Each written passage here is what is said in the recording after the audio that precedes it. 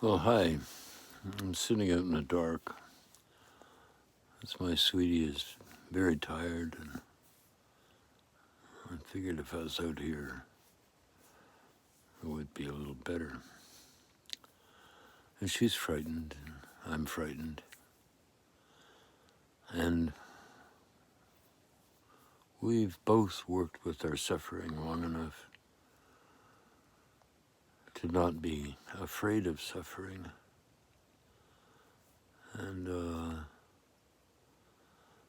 not being afraid of other people knowing we're suffering. It's part of Renee Brown's practice of being vulnerable and strong. And part of the strength that my sweetie and I have is that we are strong because we're vulnerable.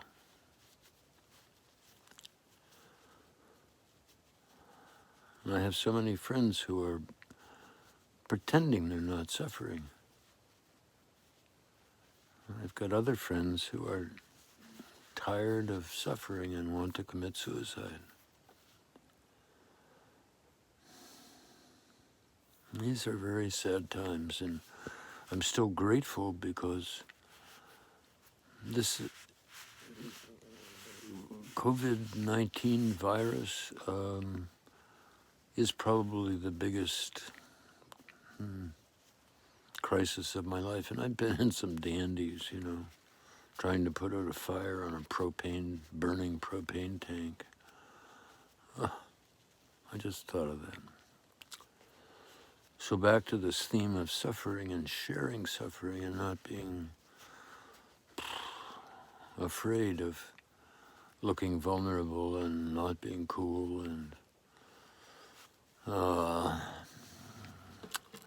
not suffering.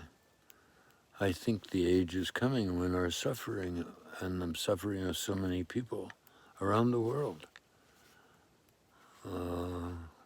will wake everybody up. Even the people who are forgetting that they're connected to other people and taking advantage and things like that. $80 for a bottle of hand sanitizer. I mean, oof. And there are much bigger things. So I hope that you can feel okay about your suffering and think about the suffering of your ancestors and how your ancestors kept persevering long enough for you to be here.